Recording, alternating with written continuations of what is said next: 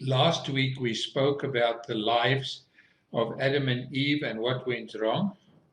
And we spoke about Abram and how he lived as an example of a believing man.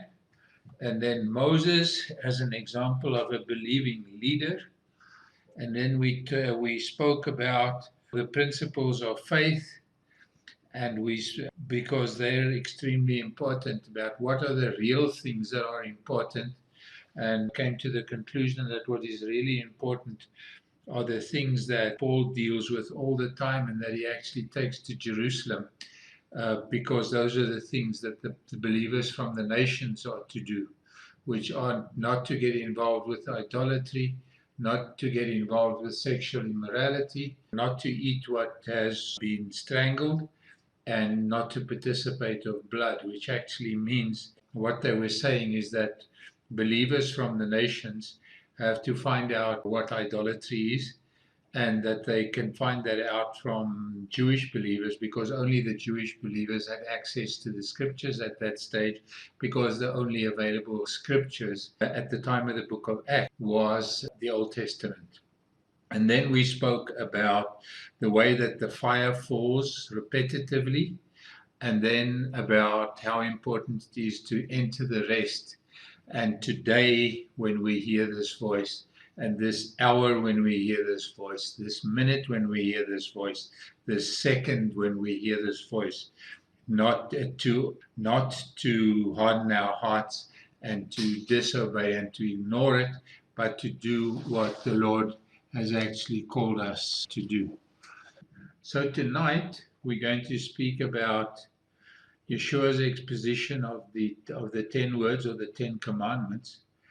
Yeshua says, "How blessed are the poor in spirit, for the kingdom of heaven is theirs." And when one interrogates the scriptures, and you interrogate the ancient Greek in which the scriptures were written, how blessed are the poor in spirit. Poor in spirit actually boils down to a word that means bankrupt. So it means blessed are those who know how bankrupt they are to themselves. In other words, how little they are worth. And then they say, because those who know how little they are worth, in other words, those who are humble, the kingdom of heaven is theirs. Now, the kingdom of heaven is eternity, and the kingdom of heaven is where the Lord himself is, where Yudhe is. So it means that those people will have Yudhe in their lives. And therefore the kingdom of heaven is theirs. God is theirs. God lives in them. And this is parallel to the first commandment in this, that it says everything about I am, because the Spirit, God is the Spirit. God is Spirit. He has no shape or form. And this is parallel to Exodus 20, verse 2. I am Yudhe your Elohim, who brought you out of the land of Egypt, out of the abode of slavery. So the commandment isn't really a commandment, because it says who God is.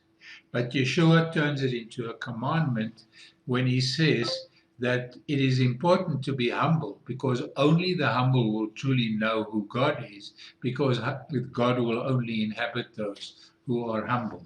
And this is an amazingly important statement. And then the second thing that goes along with this, he says, how blessed are those who mourn, for they will be comforted. If one stands back a step and you say, okay, what does this mean? Because this cannot be only to mourn for those who have died, but actually to say that this is about mourning in the sense that mourning is the result of sin, because all sin causes mourning. All the results of sin are death, disease, having too little to eat, not having what is necessary to put on, not having a roof over your head. Those are all the results of the fall in sin, because man was taken care of completely in the Garden of Eden. Mourning is because we are in a slavery to our sin, and that actually is what our Egypt is. We are mourning because we are in Egypt, and that is where our sin takes us. This completes into the same statement, I am the Lord your God who brought you out of the land of Egypt, out of the abode of slavery. So when Yeshua says these two things, how blessed are the poor in spirit, how blessed are the humble, and how blessed are those who mourn, he actually is speaking about those who acknowledge their sin, who accept responsibility for their sin, and then mourn because of it, because they realize that there is no way that they can take themselves out of their sin. Because we cannot do that. Only God can take us out of that. How blessed are the meek, for they will inherit the land. It is said that the two meekest people who ever lived are Moses and Yeshua. And they have one thing in common. They were not pushovers, so they were not meek in the sense that we generally think, that they just let people walk over them, because Moses would never have brought Israel out of Egypt if he had allowed the Jews to walk over him. Also, the same applies to Yeshua. If he just allowed the Pharisees and the Jews to do what they wanted to and never addressed them, then he would never have been able to die for their sin. So he was meek, but their meekness is found in this, that they never defended themselves. They never defended their persons. They only defended God, and God defended them through the Torah. And we know how he defended Moses. He defended Moses when Aaron and Miriam tried to take co-leadership with him. He defended Moses when Korach tried to take over from him, and the 250 people with their censers of fire. It means that a person who is meek is someone who allows God alone to defend him. Now, if you are taken out of the land of Egypt, out of the abode of slavery, you have to go into the land.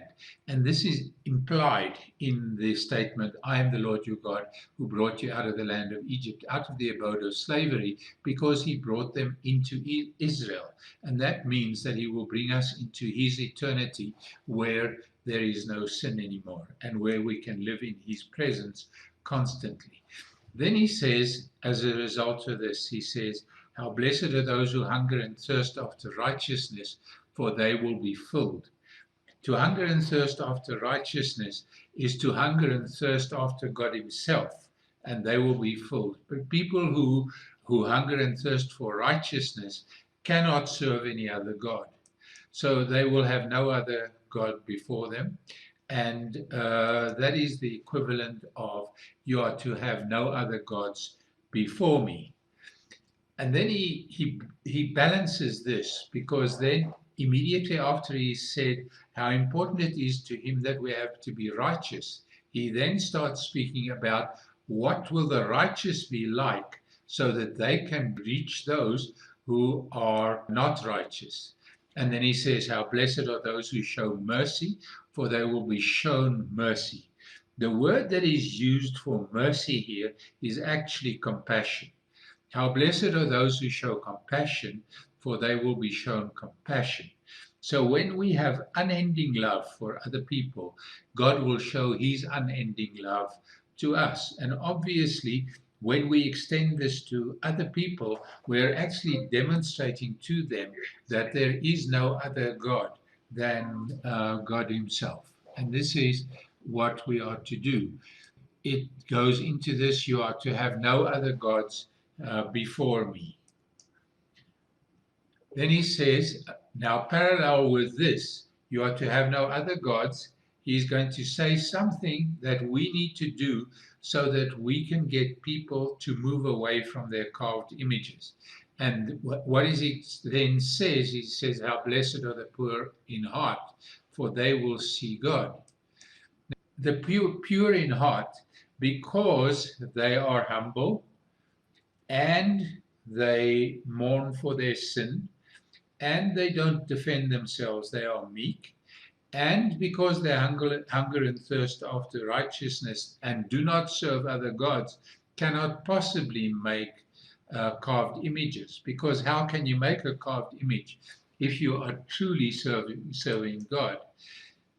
So the parallel here is you're not to make yourself a carved image or any kind of representation of anything in heaven above or on the earth beneath or in the water below the shoreline. You're not to bow down to them or serve them. For I, Yudevavayo Elohim, am a jealous Elohim, punishing the children for the sins of the parents to the third and fourth generation of those who hate me, but displaying grace to the thousandth generation of those who love me and obey my mitzvot. Now, mitzvot are actually commandments. So he's then saying that there will be no carved images and that they will not bow themselves down before them. But now the pure in heart are also going to run in people who are not that pure in heart. And then he says that how blessed are those who make peace, for they will be called sons of God. Now, those who are truly pure in heart and therefore are living righteous lives, they will be able to sit down with those who are not living righteous lives, and they will be able to make peace with them. Now, peace means that they will sit down with them, that they will allow them to speak, and that they will allow them to speak their full opinion up to the point where they actually prove that they are wrong, and that the guy who is truly seeking God fully is wrong. And then the guy who then was wrong will actually be in a position where he will then allow the righteous person to explain to him what he says. And that means that they can then come out of the situation fully understanding each other's points of view, but then also knowing that as far as the scriptures are concerned, it is only God's point of view that has any value at all. And therefore they will stay in fellowship with each other and not call each other heretics, because they will trust God that he will bring them into peace with each other. So they cannot vaguely make carved images, and they will also help others to get away from the carved images that we have just spoken about. Now, so these are the first two commandments. I am the Lord your God, who led you out of Egypt, out of the land of slavery, and you are to have no other gods before you, and you are to make no carved images of any kind of representation of anything in heaven above you, not to bow down before them. Now, so those are the first two commandments. It's just something I've struggled with. You shall not make a carved image of anything in the heavens or on the earth, and you shall not bow before it. Are those two things now tied together? In other words, I can make a sculpture of a horse as long as I don't bow in front of it or before it? Or does it actually say we are not supposed to make any sculptures of anything, not even angels? And obviously not of the sun and the moon, because they're in the heavens. Okay, I'm going to answer you in an oblique way, but you'll understand why I'm answering you this way. There are two major thought patterns that apply in the world today. The one is the Greek world pattern and way of thinking, and the other one is the Hebrew way of thinking. And to the Greeks, the creation is perfect as it is, and they therefore worship the form of animals, and they worship nature, and therefore the naked form of man also is something that they give tremendous attention to. And you will know from where our culture comes from, how much the imagery, particularly in Italy, is of naked people, but also obviously in Greece. So it means that way of thinking says that everything that is created perfect.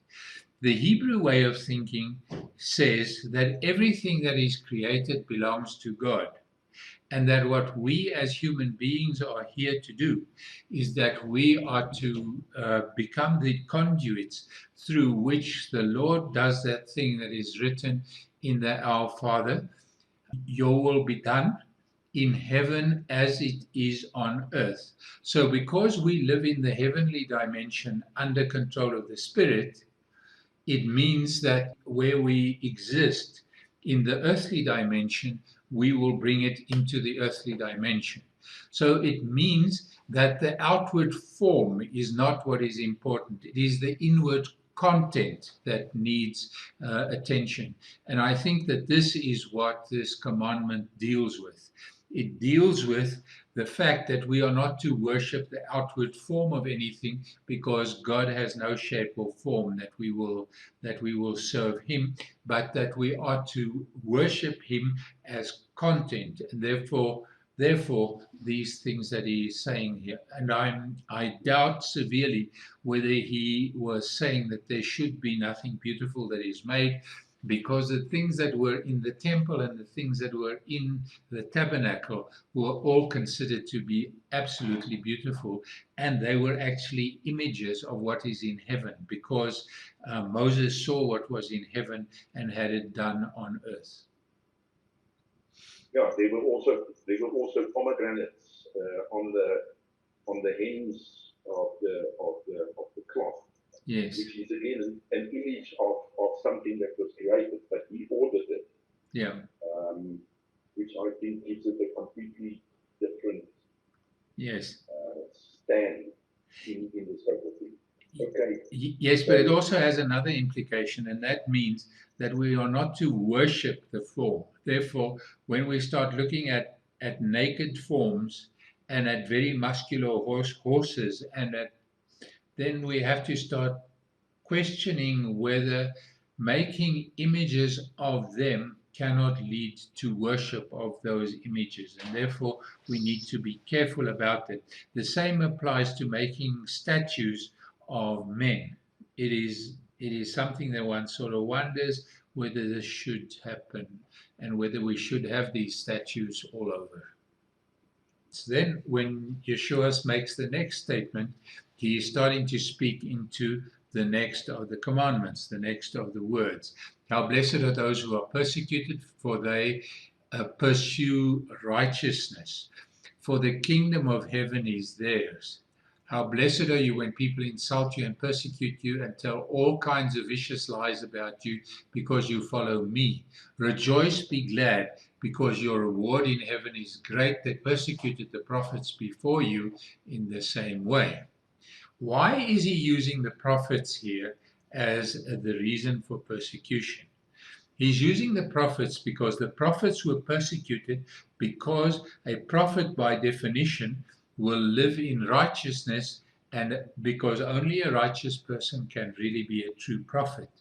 If you compare to what Yeshua says, not everyone who says to me, Lord, Lord, will be saved, but those who do the will of my Father in heaven. And then many will say to him, but we drove out demons and we did mighty deeds in your name. And he will say to them, I did not know you, go away from me, you unrighteous people. So what that actually means is that if the fruit of one's life is not in accordance with what the scriptures are saying, he will chase those people away from me.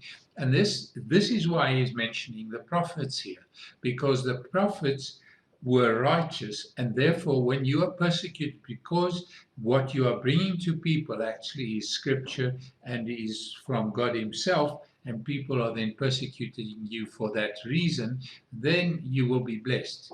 So the parallel to this is, that in the book of Isaiah, the Lord speaks quite a bit about using his name, profaning his name, and profaning his name, he actually identifies quite accurately there by saying that they profaned his name by saying things that he had not said, by dreaming things that he had not made them dream. And therefore, that just by misrepresenting him, they are using his name lightly. So this then is the parallel of this commandment. You're not to use lightly the name of Yudevaveh your Elohim, because Yudevaveh will not leave unpunished someone who uses his name lightly. You are the salt for the land, but if salt becomes tasteless, how can it be made salty again? It is no longer good for anything except being thrown out for the people to trample on. You are the light for the world. A town built on a hill cannot be hidden. Likewise, when people light a lamp, they don't cover it with a bowl, but put it on a lampstand so that it shines for everyone in the house. In the same way, let your light shine before the people so that they may see the good things you do and praise your Father in heaven. There are a couple of things that are attached to the Sabbath. The first thing is that it is a day for family and for members of the faith, and to associate with them and to be in fellowship with them. The second is that it is meant for study of the scriptures. And the third is that on that day, salt and light gets a totally new meaning, because salt is put onto the bread. It is part of the salt of the covenant, because the salt preserves and it gives taste. And this means that the message that we have, that we receive from the Lord when we spend time with Him, actually becomes salt when other people see it in our lives. And he says that when it is functional, it causes an improvement of taste and it preserves. But when it is no longer good, it is considered that is when it lands on metal and causes rust.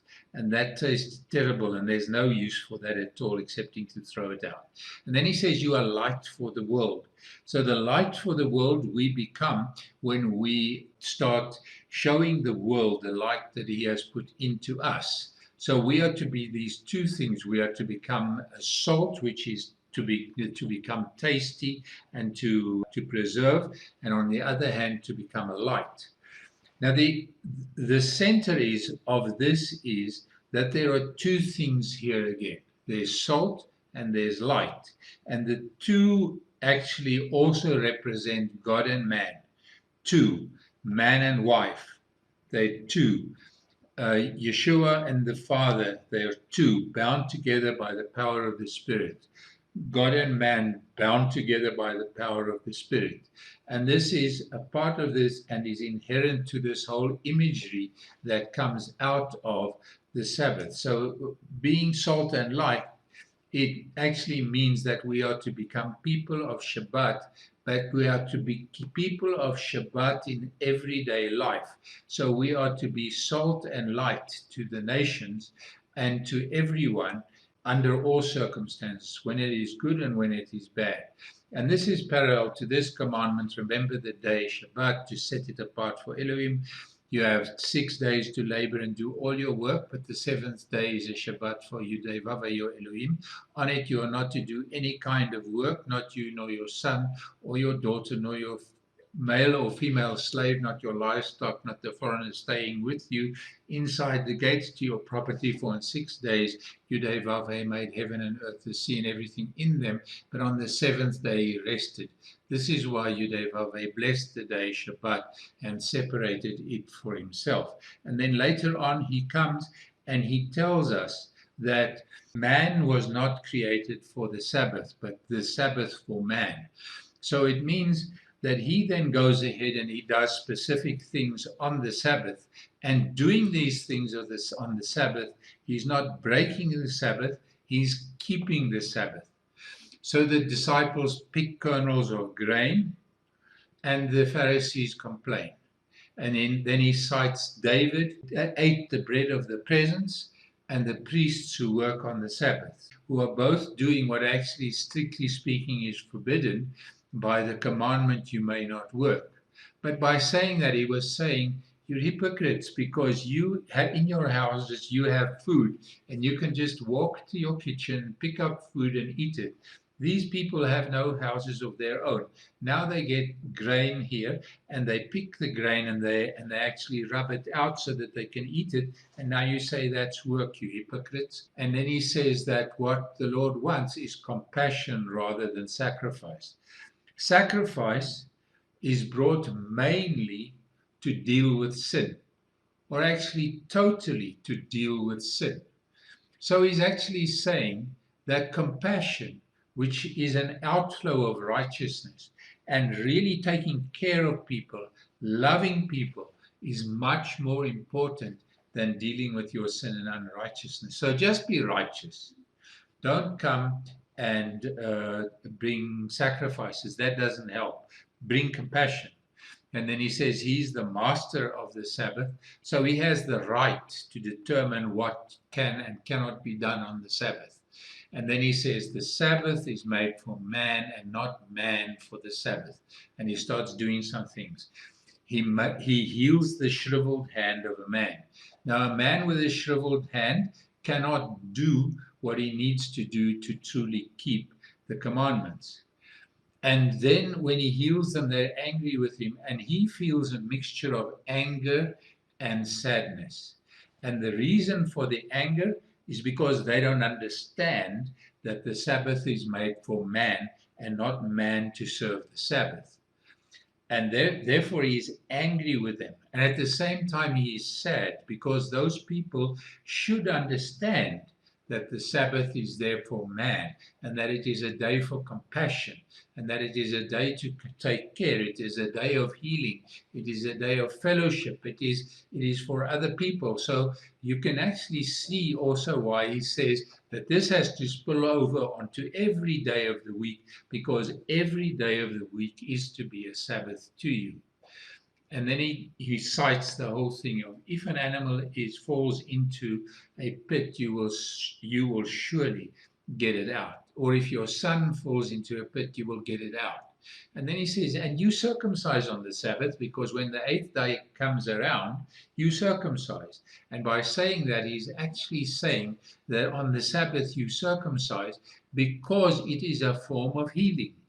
It cuts away sin, because the foreskin is an image of sin, because Paul also writes that Yeshua is our circumcision, and he's actually cut away from humankind so that sin can be removed from humankind, because he took all sin of all times on himself, and not because he was sin himself. So the circumcision actually puts a Jewish boy in a position where he should be able to live in the eternal world of God, in the presence of God, and inhabit eternity whilst he lives on earth, and therefore that he makes what is that in the vicinity where he is, he brings heaven to earth through the way that he lives, not because he's earning anything, but because God does it through the power of his Spirit that is working through him. Then the next time he heals on the Sabbath, he does it at the sheep gate. Now that immediately brings an image from he is now with his flock. He's at the place where this Israel should be his flock. He's now speaking to his flock. And there's a place by the sheep gate by the name of Beit Chesed, Bethesda. And Beit Chesed means the house of loving kindness. And there are 5 colonnades there, and 5 colonnades say grace. So at the house of grace and loving kindness, which is at the sheep gate, the water is stirred once a day, and there was a man there who had been lame for 38 years. So practically speaking, his whole life, and there was no help to help him to enter the water. And there was no grace at the house of grace, because they would just walk past with their noses in the air and not help this guy to get in. So people who were less seriously ill would be able to get into the water, but this man lay there for many, many years, until Yeshua looked at him and said to him, "Take up your bed and walk."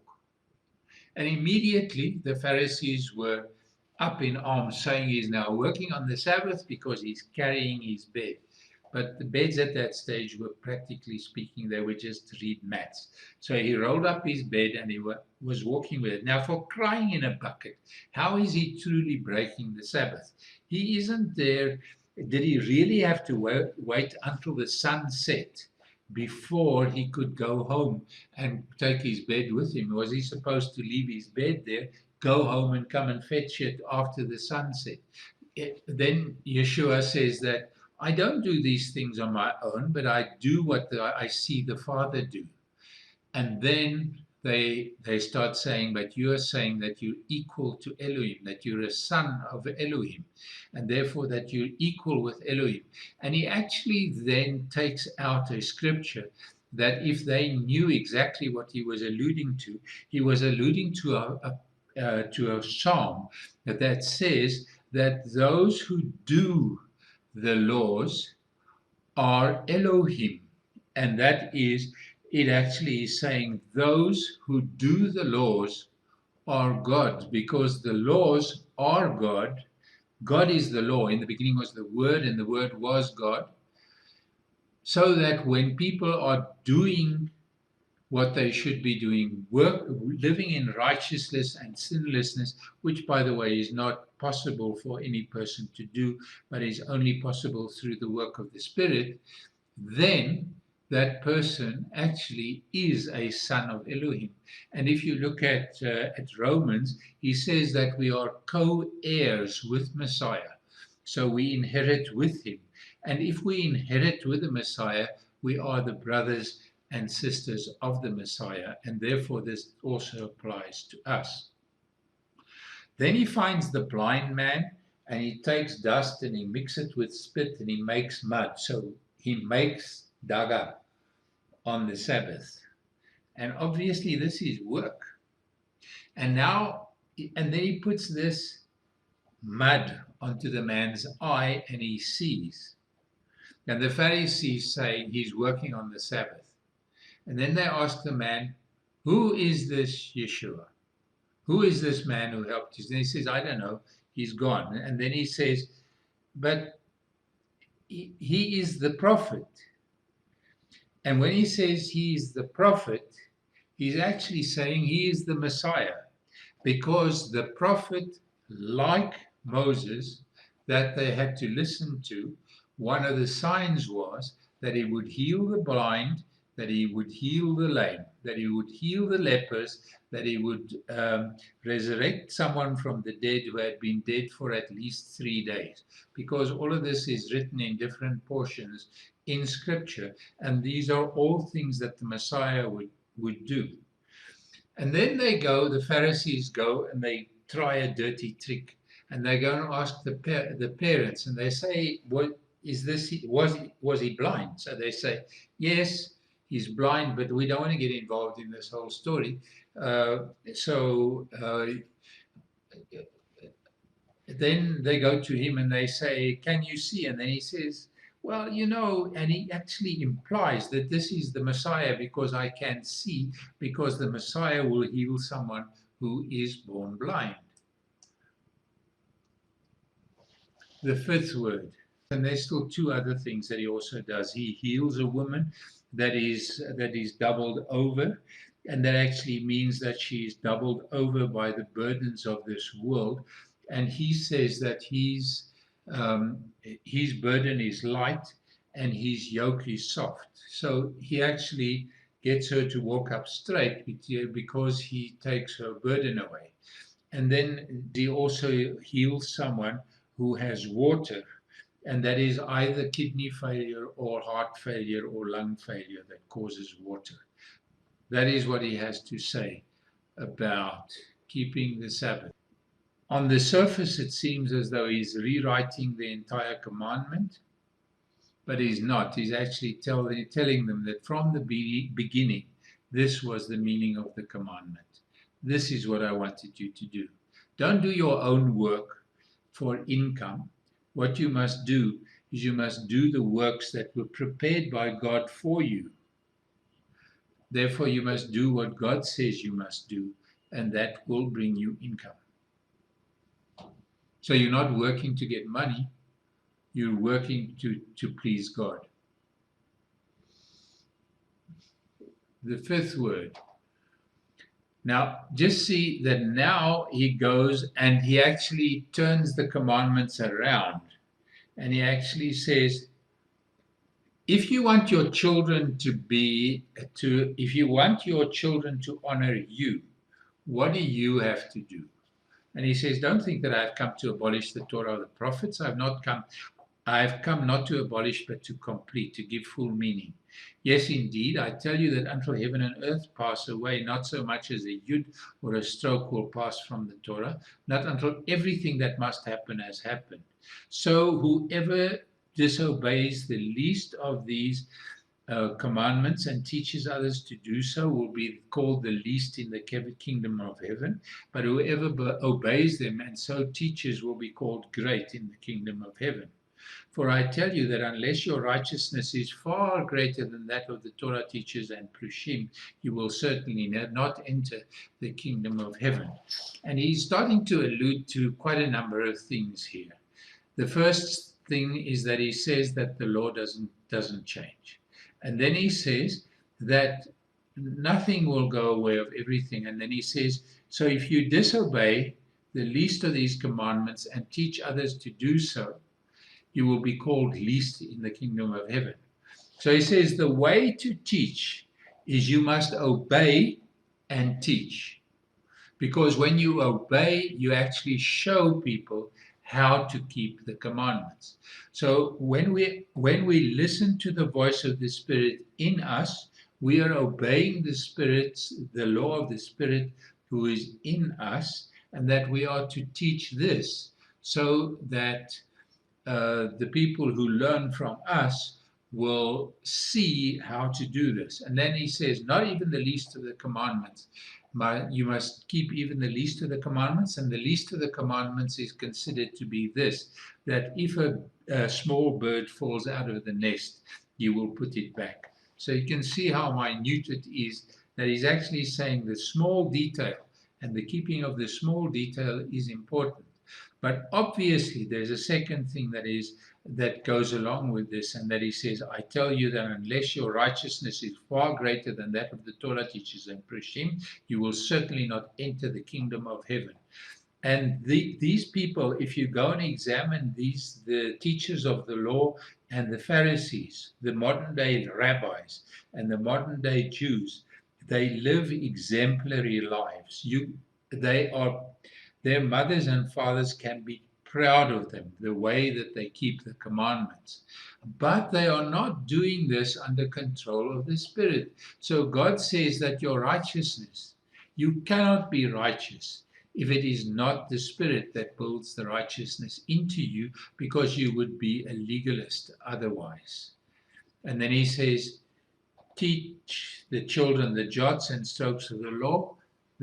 For that reason, the least of the commandments, as the Spirit speaks to you, and we will allude to that a little bit too. Then he says, so the parallel to this is honor your father and mother, so that you may live long in the land which Yudevave, your Elohim, is giving you. So there is this whole thing to it. Now there are four things that are written in the texts that are bound to the forehead and to the arm. And here they are. The first is the confession of faith. Shema Yisrael, Yudevave Eloheinu, Yudevave Echad. Hear, O Israel, Yudevave our Elohim, Yudevave is one. So he's saying, I'm indivisible. But hear, O Israel. It doesn't say it is written, O Israel. He says, hear, O Israel. So he's saying, when I communicate with you, you must hear that I am one. And you are to love Yudevave, your Elohim, with all your heart, all your being, and all your resources. So if you're to love him with all your heart, it means that the Spirit is going to write it on your heart. And that's implied already long before Jeremiah and Isaiah. And these words which I am ordering you today are to be on your heart, and you're to teach them carefully to your children. So they're not to be laws, they are to be love in you. And you are to talk about them when you sit at home, when you're traveling on the road, when you lie down, and when you get up.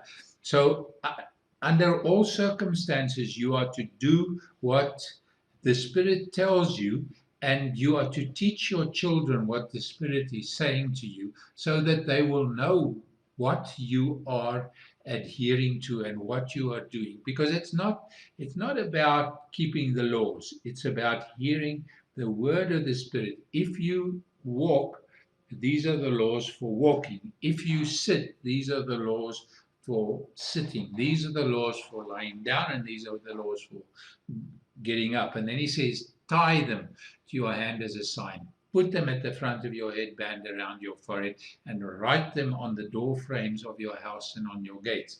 The interesting thing is there are only 4 texts, the 4 portions in which this is written. To tie it on your hand, to put it on the front of the headband, and to write it on your door frame. It's actually written in only 2 places. And that has everything to do with just put down reminders for yourself that you will always remember to do this, that you will always remember to listen to the Spirit. So if you listen carefully to my command, which I am giving to you today, if you are to listen carefully. So this is not about doing what the laws are. It is listening to God and doing what He is saying. Then you will be doing the laws anyhow, because anyone who is living controlled by the Spirit cannot break the law. To love Yudevave your Elohim and serve Him with all your heart and all your being, then I will give your land its rain at the right seasons, including the early fall rains and the late spring rains, so that you can gather in your wheat, new wine, and olive oil, and I will give your fields grass for your livestock, with the result that you will eat and be satisfied. But be careful not to let yourselves be seduced, so that you turn aside, serving other Elohims and worshipping them. So he's saying, this is what I command you to do. You must adhere to this. You must adhere to what the Spirit is saying to you, and you must not serve other gods. So the minute you start hearing other voices, you are starting to serve other gods. And then he says what he's going to do. If you do, the anger of Yudevave will blaze up against you. He will shut up the sky so that there will be no rain. The ground will not yield its produce, and you will quickly pass away from the good land Yudevave is giving you. So he says, I'll banish you from the land. Therefore, you to store up these words of mine in your heart, in all your being. Tie them on your hand as a sign. Put them at the front of the headband around your forehead. Teach them carefully to your children, talking about them when you sit at home, when you're traveling on the road, when you lie down, and when you get up. And write them on the door frames of your house and on your gates, so that you and your children will live long on the land Yudevave swore to your ancestors that He would give them, as long as there is sky above the earth. Now, the third text that is written in these little boxes, the one on the forehead actually, Yudevave said to Moshe, set aside for me all the firstborn. Why the firstborn? Because the firstborn were saved in Egypt, and the firstborn are also the spiritual leaders of a father's household when the father passes on.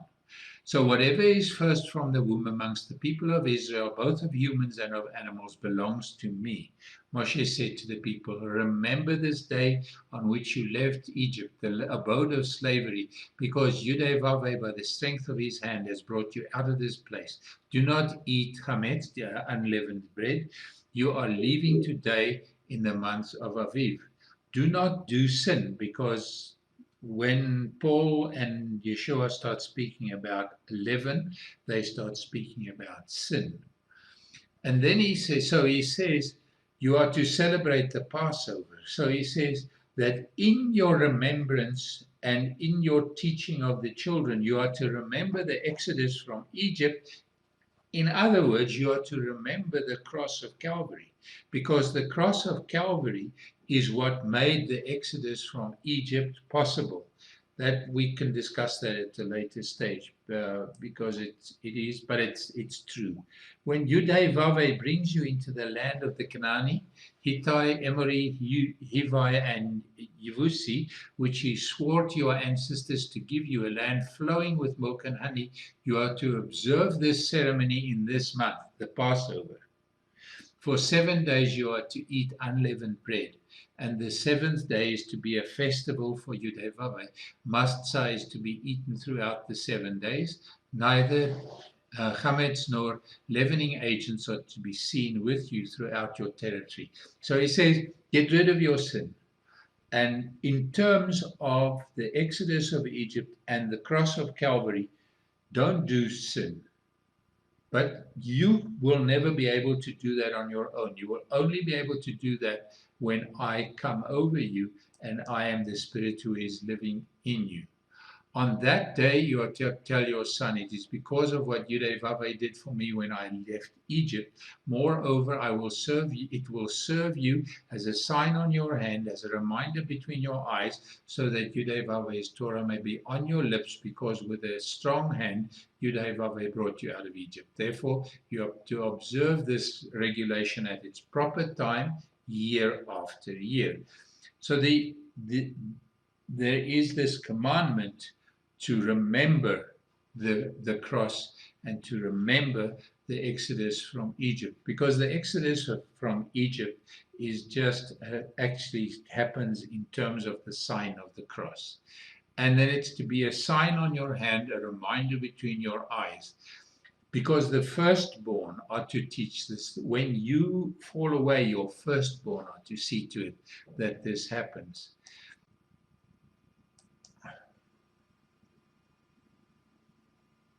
When at some future time your son asks you, what is this? Then say to him, with a strong hand Yudhevavah brought us out of Egypt, out of the abode of slavery. With a strong hand he led us out of our sin. When Satan was unwilling to let us go, Yudhevavah killed all the firstborn males in the land of Egypt, both the firstborn of humans and the firstborn of animals. This is why I sacrifice to Yudhevavah any male that is born from the womb of an animal, but all the firstborn of my sons I redeem. So I keep the firstborn of my sons, but nevertheless they are to serve Yudhevavah, so they are to see to it that the gospel continues in this house. This will serve as a sign on your hand and at the front of a headband around your forehead, that with a strong hand Yudhevavah brought us out of Egypt. So repetitively he's saying this because it has to be done. And you will also have noticed that he says that the firstborn of a donkey, you are to break its neck. Now, there's an interesting thing. Because of Ishmael and also of Esau, it is said that they were wild donkeys. And their wildness was because they were not serving God as their father Abram and Jacob were, or Israel were. And therefore they were wild donkeys. And then it becomes interesting to say that you must break its neck, because it certainly is not saying that you must kill your son, but it says that you must remove him as head of your family if he is a wild donkey, and then one of your other sons must come and serve in his place to see to him that see to it that he will do what you want. So this is to serve as a sign on your hand and at the front of the headband around your forehead. So you see, God is actually telling the Jews, you are to inscribe all of this way of life. You are to inscribe it on your children so that they adhere to it. You have heard that our fathers were told, do not murder, and that anyone who commits murder will be subject to judgment. But I tell you that anyone who nurses anger against his brother will be subject to judgment. That whoever calls his brother you good for nothing will be brought before the Sanhedrin. And whoever says fool incurs the penalty of burning in the fire of Gehinnom, of purgatory or of hell. So if you are offering your gift at the temple altar and you remember there that your brother has something against you, leave your gift where it is by the altar, then go make peace with your brother, then come back and offer your gift.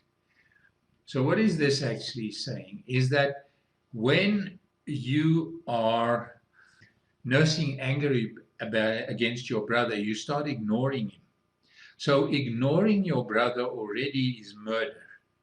gossip or talking badly is murdering your brother, because in the first instance, when you ignore him, you're cutting him out of your life.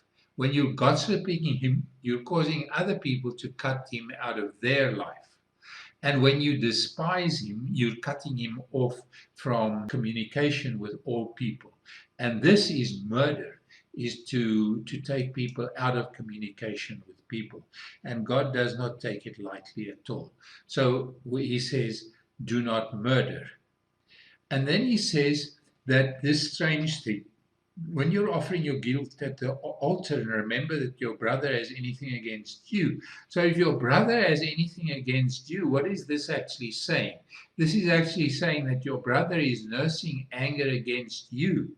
So if you see that your brother is ignoring you, then you are to go to your brother and sort that out, so that if there is something that you have sinned against him that you have not rectified, that you will rectify that before you come and make a sacrifice. Because it is a principle of Scripture that we are to confess our sins to the people against whom we have sinned. You have heard that our fathers were told, do not commit adultery, but I tell you that a man who even looks at a woman with the purpose of lusting after her has already committed adultery with her in his heart. If your right eye makes you to sin, gouge it out and throw it away. Better that you should lose one part of you than to have your whole body thrown into Gehenna. And if your right hand makes you to sin, cut it off and throw it away. Better that you should lose one part of you than have the whole body thrown into Gehenna. He's saying that if you look, and if you see that a woman is beautiful, or you lust after a woman, or she has a lot of money, or with her comes a lot of power, or whatever else comes along with a woman, if that is the reason why you want to deal with that woman, you've already set yourself up for a divorce. Because we are not to associate with a woman because of all of this stuff, but we are to associate with a woman because of who she is. And we are to create a relationship with her. If all these other stuff become important, when these other things fall away, we won't be interested in her anymore. We won't have a relationship with her anymore, and we will be committing adultery. We will be walking away from her. And then he says, if your eye makes you sin, in other words, if you look and see, and that is wrong. In other words, you are lusting after her, or you are seeing that she is beautiful, or seeing that there's a lot of money, or seeing all sorts of things. Then he says, don't go there. Change your way of looking, because to gouge out your eye is also sin. Therefore, he's saying, change your way of looking, and you will have a new eye. Change your way of doing, and you will have a new hand. And then you will not need to throw it away. So he's saying, don't look to desire, remove the eye, look differently, cut your hand off, and change your behavior. So this all takes place in the sense of do not commit adultery. The eighth word. So if you're offering your gift at the temple altar and you remember there that your brother has something against you, leave your gift where it is by the altar and go, make peace with your brother, then come back and offer your gift. If someone sues you, come to terms with him quickly while you and he are on your way to the court, or he may hand you over to the judge and the judge to the officer of the court, and you may be thrown into jail. Yes, indeed, I tell you, you will certainly not get out until you have paid the last penny. So this whole portion has everything to do with owing money. It has to do with guilt. So if you find that your brother has something against you, maybe you borrowed something from him, maybe you've taken something from him, maybe, and you need to go and find this out. And then he's saying that leave it there and go and fix that up first, so that if someone sues you, in other words, you owe him money. Sort this out before it becomes bigger. And he's actually saying that if you make debt, sort this out with the person when you make the debt. Tell him how you're going to repay it. Tell him if you cannot repay. And if you cannot repay, it is fine. Then if it is something that is essential and he can afford it, what the scriptures actually are saying to him is that he should be doing what the scriptures say, and that is that he should be giving you what you need, and that the Father in heaven will be rewarding him. So, but this is not an excuse to just go and take and take and take from a brother. It actually says that we are to be there to support and to help each other. So he says we have to rectify matters. We have to pay debt or arrange payments.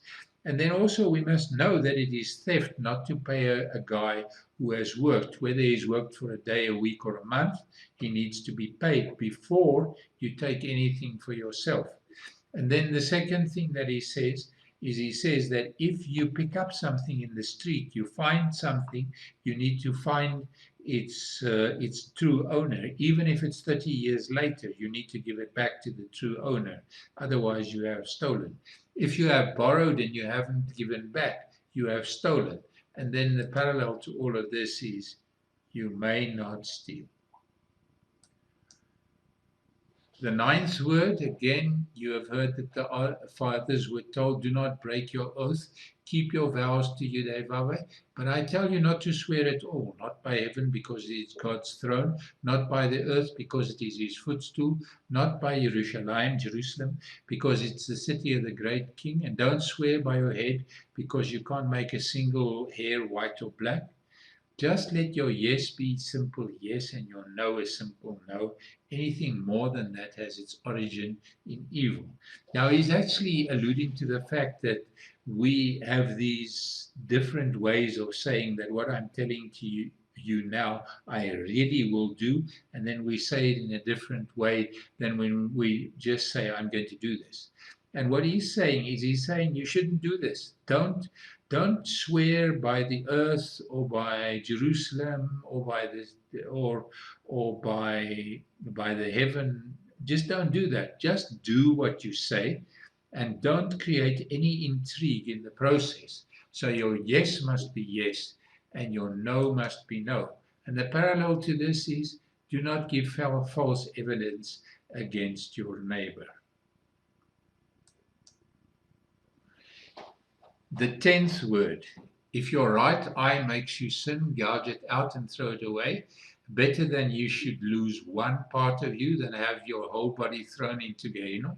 And if your right hand makes you sin, cut it off and throw it away. Better that you should lose one part of you than have your whole body thrown into Gehenna. Now again, this is about looking and coveting.